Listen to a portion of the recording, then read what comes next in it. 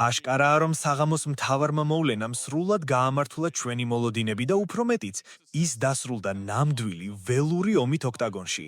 დანა, რას ფიქრობ სინამდვილეში ჯასტინ გეიჯისა და პედი პიმბლეტის გამოსვლაზე, რომლებმაც ეს გიჟური 5 რაუნდიანი ბრძოლა აჩუქეს გულშემატკივრებს? მისმინე, ეს არ იყო უბრალოდ ბრძოლა, ეს იყო რაღაც ადამიანური შესაძლებლობების მიღმა. მოდი ვიყოთ გულწრფელები. პედი ჯერ კიდევ გუშინ ოფიციალურ აწონვაზე, როდესაც ყველა კამერა მას უყურებდა, ხმამაღლა აცხადებდა. ხვალ გამოვალ და ამ ნაბიჯვარს უბრალოდ გავთიშავ, აი ნახავთ. და როდესაც ეს მოვისმინე, ჩემს თავში გავიფიქრე. ოკეი, მეგობარო, ეს ძალიან გაბედული და თავხედული განცხადებაა. ჯასტინ გეიჯი არ არის ის ბიჯი, ვისთანაც ასე ხუმრობა შეიძლება. მოდი ვნახოთ, შეძლებ თუ არა შენი სიტყვების საქმით დამტკიცებას. და იცი რამ გამაოცა ყველაზე მეტად დღეს? პედი არც ერთი წამით, გესმის, არც ერთი დაწყევლილი წამით არ გადაუხვია ამ გიჟურ გეგმას. მაშინაც კი, როდესაც ჯასტინმა მასში მოხვედრა დაიწყო, ის კი სატვირთო მანქანასავით ურტყამს. მაშინაც კი, როდესაც პედი რამდენჯერმე სერიოზულად შეზანზარდა და იატაკზე აღმოჩნდა, ის მაინც დგებოდა და წინ მიდიოდა იმ თავისი გამომეტყველებით, თითქოს პარკში სასეირნოდ იყო მოსული. მე იქ ვიჯექი პირველ რიგში და სულ ველოდი, როდის ჩაერთვებოდა მასში თვით გადარჩენის ინსტინქტი. ვფიქრობდი, აი მორჩა. ახლა ის ნამდვილად გადაწყვეტს ტაქტიკის შეცვლას. ახლა ის მიხვდება, რომ გეიჯისთან დგმოში ჩხუბი ცუდი აზრია და შეეცდება ბოლოს და ბოლოს მისი პარტერში ჩაყვანას, ფეხებში შესვლას და დაშაბლონებას. მაგრამ არა, ეს ბიჭი აგრძელებდა დგომას და იღებდა ყველაფერს, რასაც ჯასტინი მას ესროდა. მისმინე, მე ამ ბიზნესში უკვე ძალიან ბევრი წელია ვარ. 1000-ობით ბრძოლა მაქვს ნანახი, მაგრამ წარმოდგენაც არ მქონდა დღევანდელ საღამომდე, რომ პედი პიმბლეტს ასეთი დედამოტყნული გრანიკის ნიკაპი ჰქონდა. ეს იყო აბსოლუტური, პირველყოფილი, ველური ძაღლების ჩხუბი, ნამდვილი სისხლისმღვრელი ომი, რომელიც ფანატებს ადგილიდან აყენებს და მინდა ვთქვა, რომ ამ ორივე ბიჭის მიმართ გამოვხატავ უბრალოდ უსაზღვრო, უღრმეს პატივისცემას. მათ უბრალოდ კი არ იჩხუბეს, მათ იმ გალიაში დატოვეს თავიანთი ჯამრთელობის ნაწილი, თავიანთი სული, მათ გასცეს ყველაფერი, რაც ჰქონდათ. რაც შეეხება პედის და მის მომავალს ამ მარცხის შემდეგ, მისმინე, ამაში საერთოდ არანაირი ეჭვი არ არსებობს. ეს უდავო ფაქტია, რომ მან თავისი სტატუსი დაადასტურა. ის გალიაში ფავორიტის სტატუსით შედიოდა და თუ ჩემ პირად აზრს მკითხავ, ვფიქრობ, რომ სწორედ ამან დააღალატა დღეს. წინა ბრძოლებში ის ყოველთვის იყო ის აუთსაიდერი, ვისიც არავის ჯეროდა. ვისზე ამბობდნენ, რომ ის უბრალოდ ჰაიპ მანქანაა და ეს მას საშინლად მურთავდა. უნდოდა ყველასთვის დაემტკიცებინა, რომ ცდებოდნენ. დღეს კი მასზე მოლოდინების ტვირთი ეკიდა. მე არ ვთვლი, რომ მისი გეგმა ამ ბრძოლისთვის იდეალური ან თუნდაც ლოგიკური იყო. გეიჯისთან გაცვლაზე წასვლა, ეს იგივეა, რაც ხორცსაკებ მანქანაში ჩახტომა.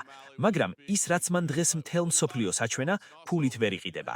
მან დაამტკიცა, რომ ის პრაცადმე ძლიერი ნებისყოფისაა და შეუძლია გაუძლოს ისეთ დარტყმებს, რომლისგანაც ამ დივიზიონის ნებისმიერი სხვა მებრძოლი უკვე დიდი ხნის წინ ღრმა ნოკაუტში გაფრინდებოდა. როდესაც დგახარ და ჭამ ასეთ მძიმე დარტყმებს გეიჯისგან და ამავდროულად აგრძელებ პასუხისგაცემას, ეს არის დონე, ეს იწვევს პატივისცემას.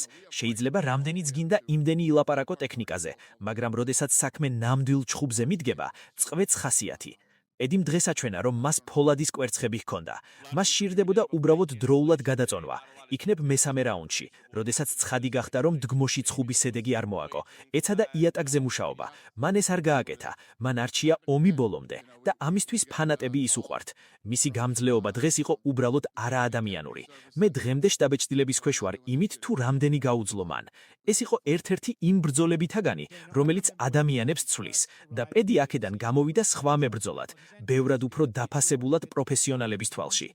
ახლა, როდესაც მტვერი დაილექა, ჩანს, რომ ჩვენ გარდაულად მივდივართ ჯასტინ გეიჯისა და ილია ტოპურიას დაპირისპირებისკენ. ეს გამოიყურება როგორც აბსოლუტურად გიჟური ორთაბრძოლა, სადაც სავარაუდოდ ყველაფერი დგომში გადაწყდება. როგორ ხედავ ამ ბრძოლის განვითარებას და რას ფიქრობ ჯასტინზე, როგორც ისტორიაში პირველ ორგზის დროებით ჩემპიონზე, რომელმაც დღეს კვლავ ჩაწერა თავისი სახელი ისტორიაში?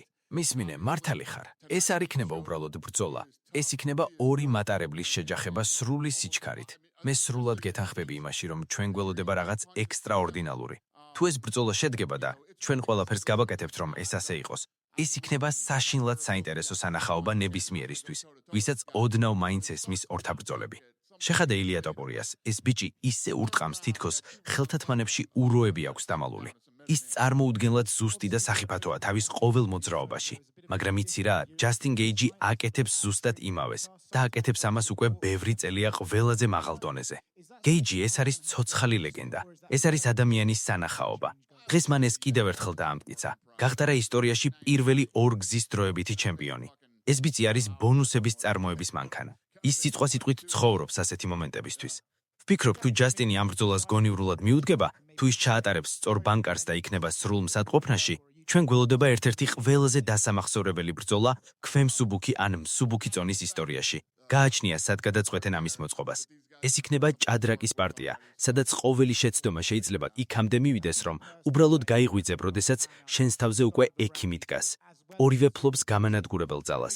ორივეს არეშინია წინ წასვლის. გეიჯმა დღეს ბრძოლის შემდეგ თქვა, რომ ის სრულ წესრიგშია.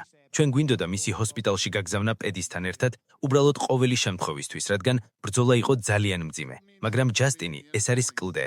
მან თქვა, დანა, მე ისეთი ომები გამოვიარე, რომლებიც თქვენ კოშმარებშიც არ დაგსიზმრებიათ. მე თავს 100%-ით ვგრძნობ და მე საშილად მომწონს მასში. ეს მისი ძველი სკოლის მეომრის განწყობა. ის არ არის უბრალოდ მებრძოლი. ის ამ სპორტის სახეა, როდესაც საქმე ვაჟკაცობას ეხება. ახლა რაც შეეხება უმარ ნურმაგომედოვს. ხალხი მეკითხება, დანა, რას ფიქრობ უმარზე დღეს? და საერთოდ რა შეიძლება აქ იფიქრო? მისმინე, უმარი ეს არის უმარი. ეს არის გვარი, რომელიც თავისთავად მეტყველებს, მაგრამ ის ამავდროულად ქმნის თავის საკუთარ მემკვიდრეობას. ყოველ ჯერზე, როდესაც ის ამ გალიაში გამოდის, ის აჩვენებს ოსტატობის დონეს, რომელიც უბრალოდ აშინებს მის მეტოქეებს. არის კიდევ რაიმე კითხვები მასზე? ის გამოვიდა და გააკეთა ზუსტად ის, რასაც ის ყოველთვის აკეთებს. ის დომინირებდა, ის აკონტროლებდა სიტუაციას და არ დატოვა არანაირი შანსი ეჭვისთვის. კიდევ რაზე უნდა ვისაუბროთ? მისი ტექნიკა, მისი დისციპლინა, მისი უნარი მოახვიოს თავისი ნება ნებისმიერ ოპონენტზე. ეს არის ის, რაც მას ერთ-ერთ ყველაზე სახიფათო ადამიანად აქცევს ამ ბიზნესში. ბევრი ნიჭიერი ბიკი მინახავს, მაგრამ უმარში არის ეს ცივი თავდაჯერებულობა და გათვლილობა, რომელიც მხოლოდ დიდ ჩემპიონებს ახასიათებთ. ის უბრალოდ მეთოდურად შლის ადამიანებს ნაწილებად. ვინმე შეიძლება თქვას, რომ მისი სტილი ზედმეტად გათვლილია, მაგრამ მე გეტყვით, ეს არის უმაღლესი დონის პროფესიონალიზმი. ის არ დალებს შანს შემთხვევას. ის ბრძოლას მეცნიერებად აქცევს.